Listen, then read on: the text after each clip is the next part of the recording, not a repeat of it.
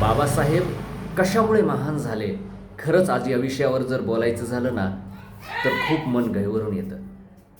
अहो, ज्या मुलाला, राजरत्नला बाबासाहेब खूप खूप प्रेम करायचे, तो मुलगा जेव्हा वारला, बाबासाहेब ओक्साबोक्शी रडले. ज्या पत्नीवर बाबासाहेब खूप जीवापाड प्रेम करायचे, त्या माता रमाई, ज्यांना कधीच बाबासाहेबांना वेळ देता आला नाही.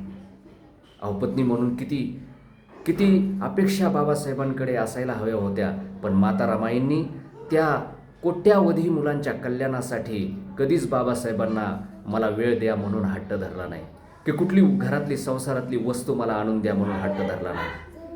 आणि ते बाबासाहेब पुढे ज्या कोट्यावधी मुलं ज्यांना ते स्वतःची लेकरं मानत असत, त्यांच्यासाठी बाबासाहेब अहोरात्र झटले आणि त्यांनी त्या अंधारातून, गुलामगिरीच्या अंधारातून त्या कोट्यावधी मुलांना बाहेर काढण्याचं मोठं आभाळा एवढं कार्य केलं.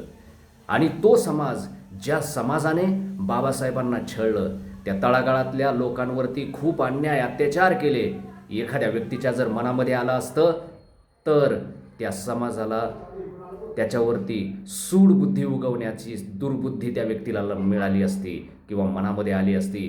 पण बाबासाहेब खरंच महान होते, कारण त्या समाजाच्या विरुद्ध सूडबुद्धी उगवण्याची त्यांना दुर्बुद्धी कधीही सुचली नाही.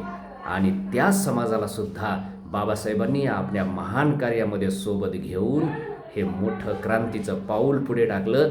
आणि आज हा भारत देश आणि या भारत देशातली समाजातली हे तळागाळातले लोक हे सुद्धा आज सर्वांच्या बरोबरीने आज प्रगती करत आहेत आणि ते प्रकाशमान झालेले आहेत.